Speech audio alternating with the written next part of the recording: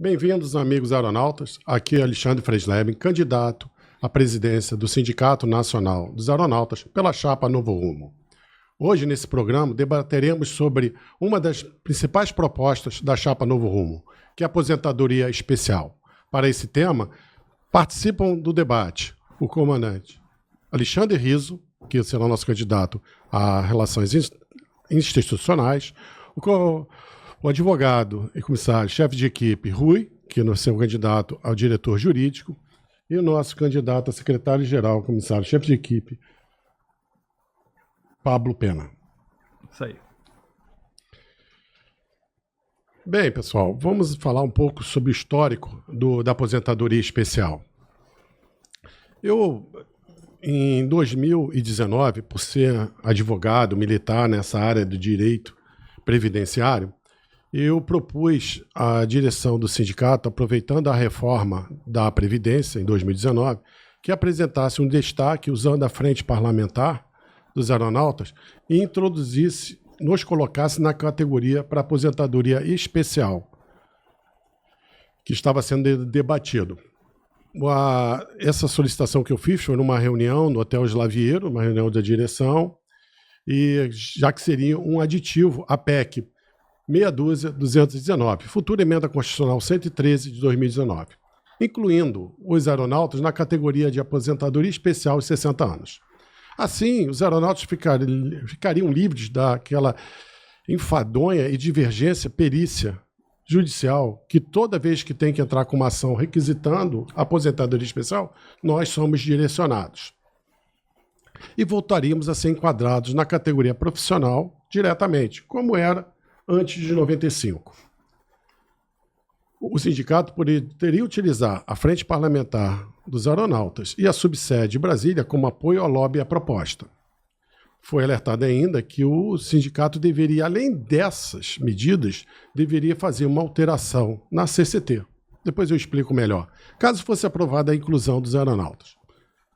Todavia, na reunião, a direção do Sindicato Nacional dos Aeronautas disse que não havia interesse em abordar esse assunto na reforma da Previdência e que tinha outros meios de conseguir aposentadoria especial através da pressurização, dos raios ionizantes ou da radiação. Mas seria uma janela de oportunidades que abriu, onde não se discutiria nada e entraria com esse pedido.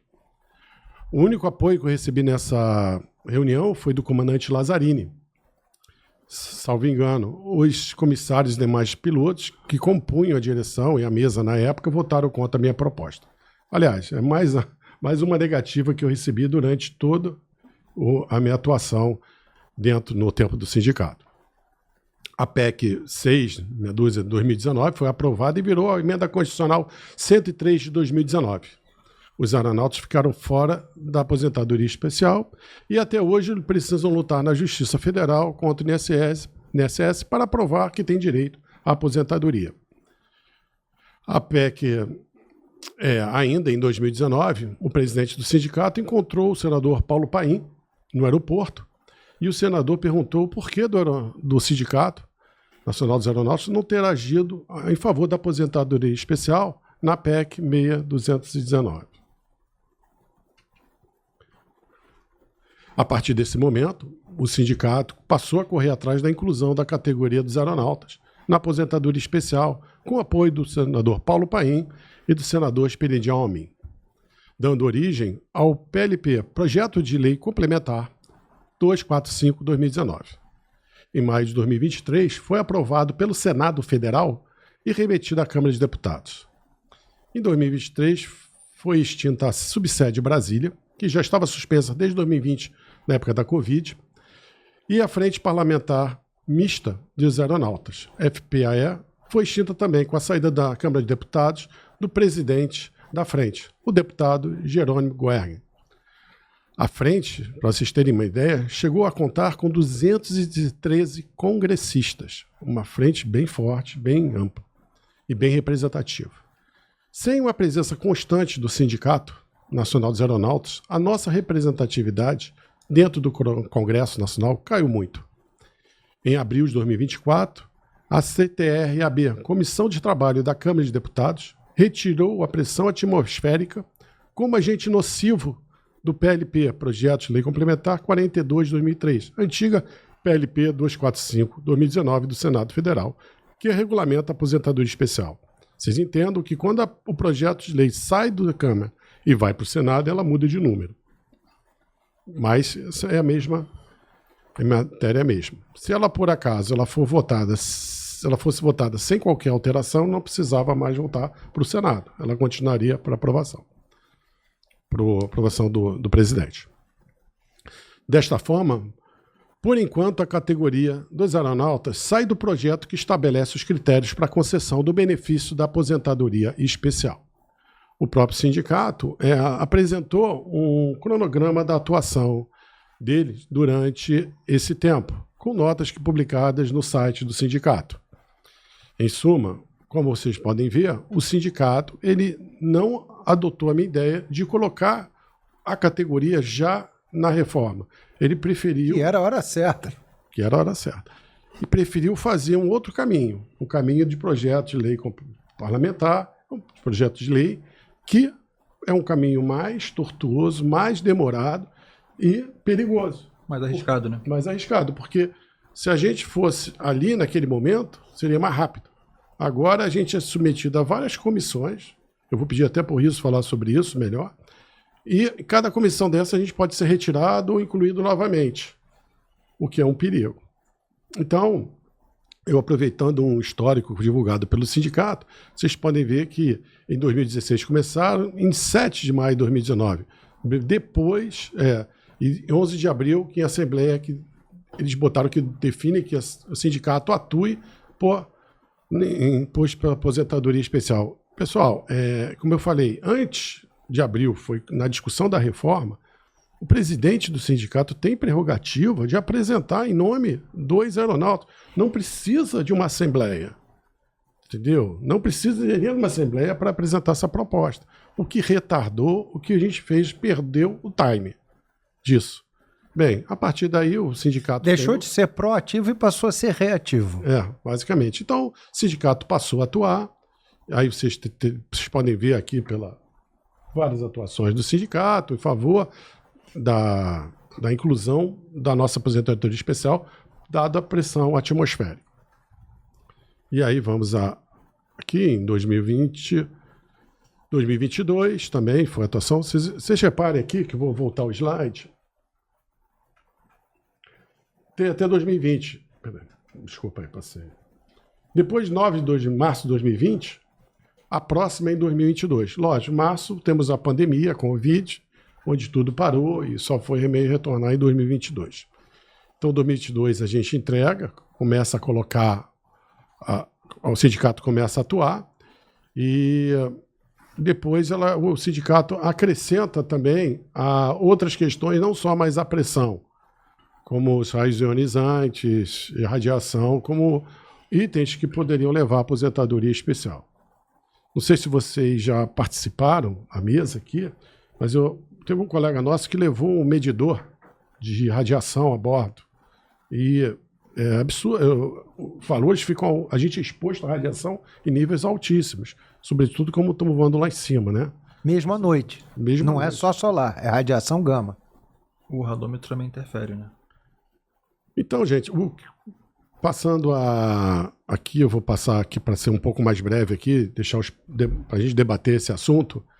A gente foi colocado e a CTRAB, uma comissão de trabalho da Câmara, nos retirou. Eu vou perguntar aqui, começar pelo Riso.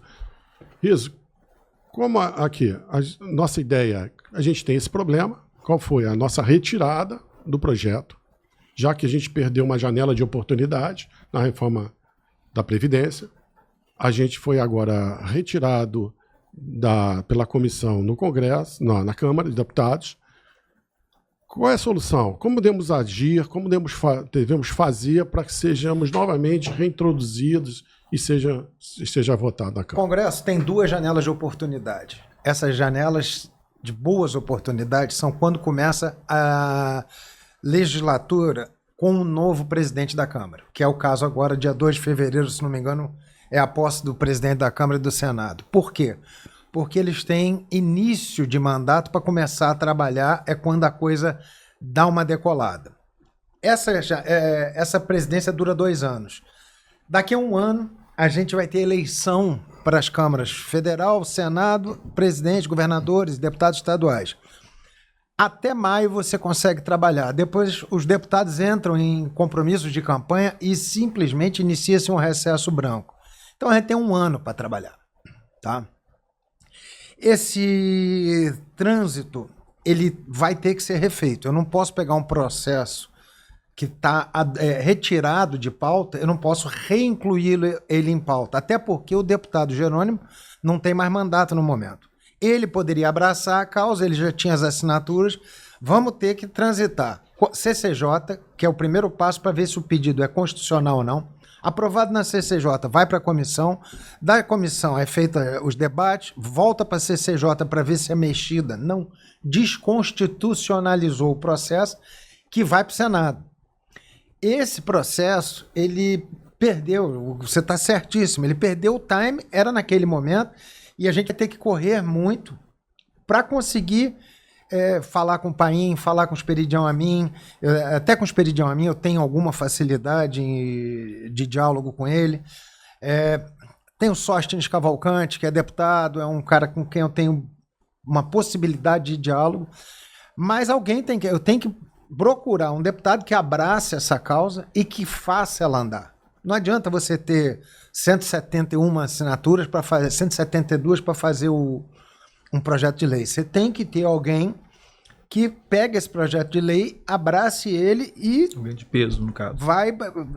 Não só tem que ser de peso, mas tem que ser alguém que seja cobrador. Porque quem decide o rumo das coisas é o presidente da mesa. Uhum.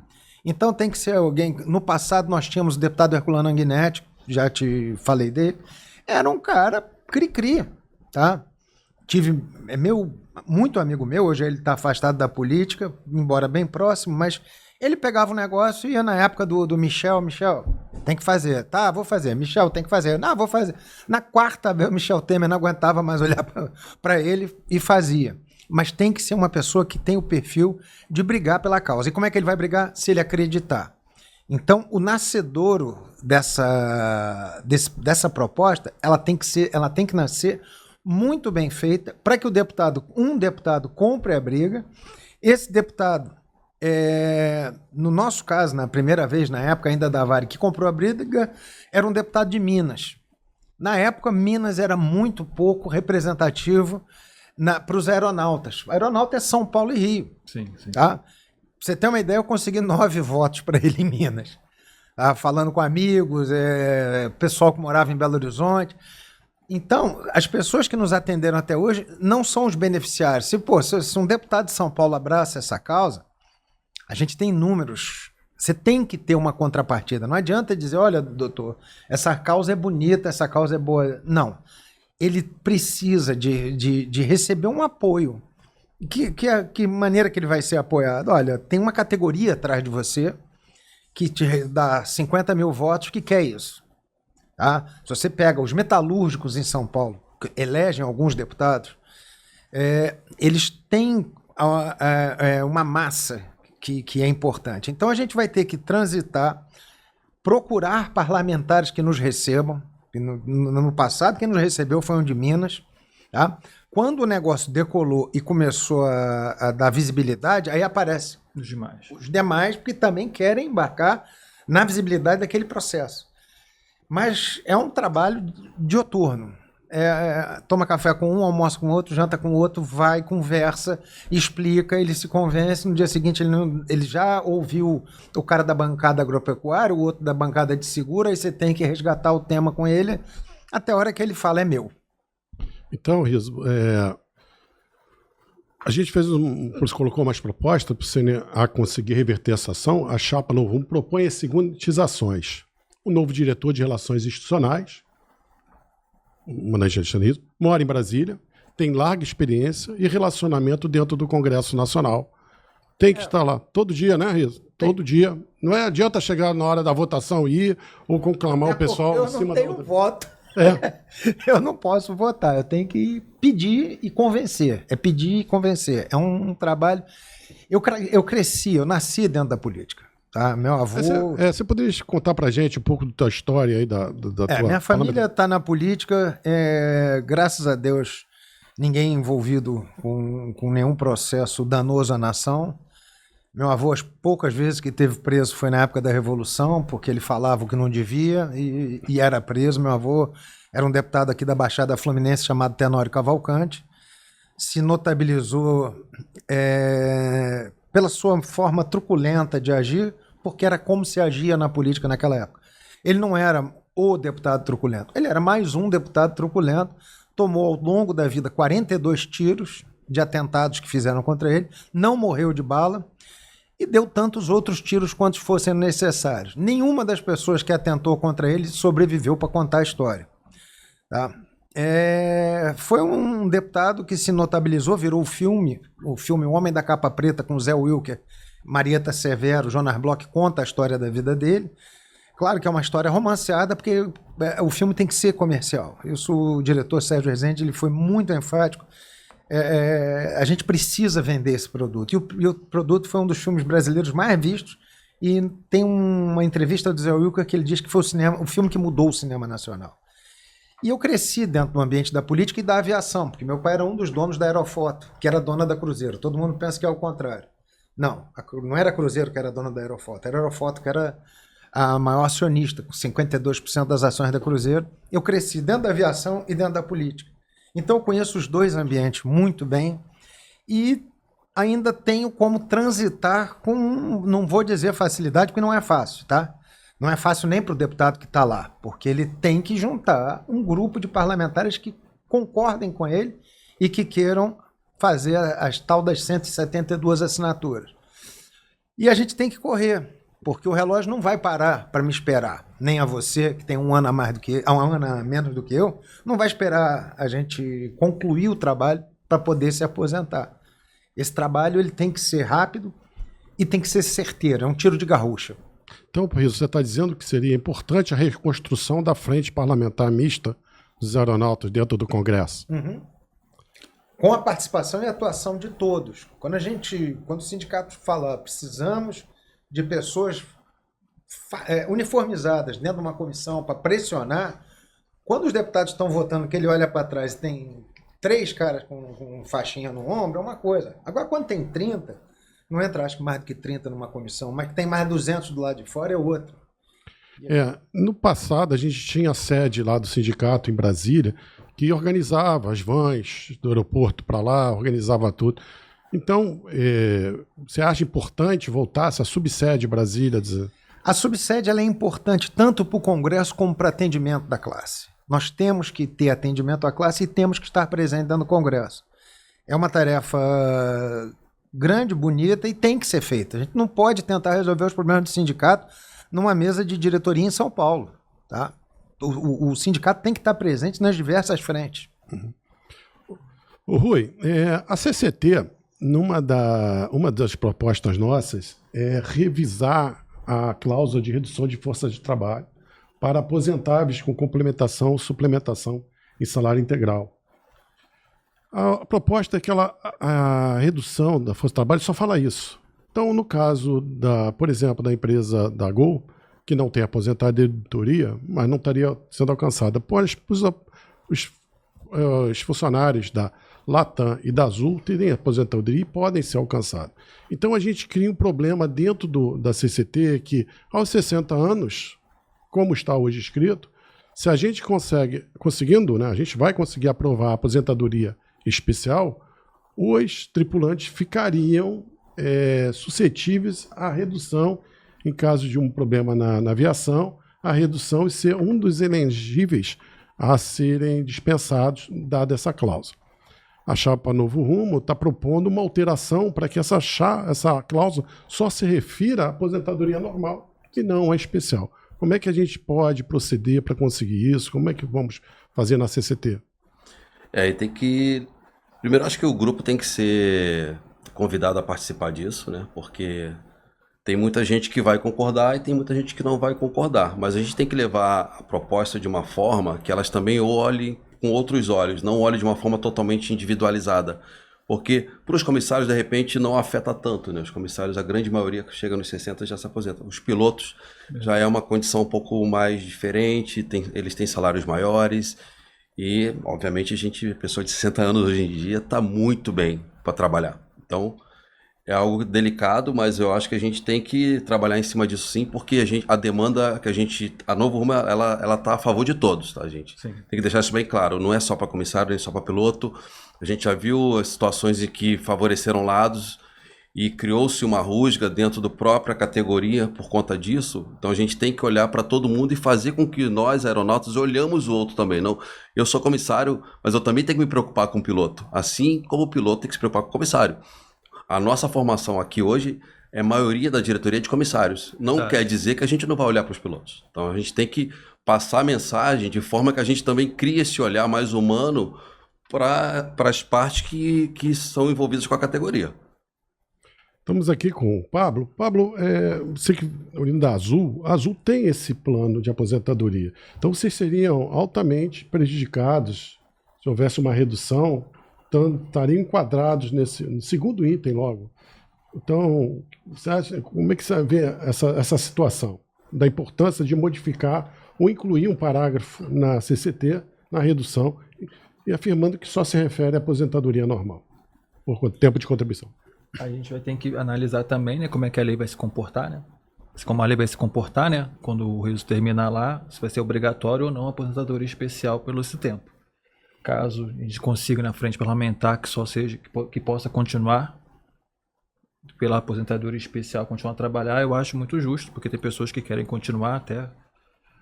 Isso foi uma questão que o Pablo tocou bem, né, Rui?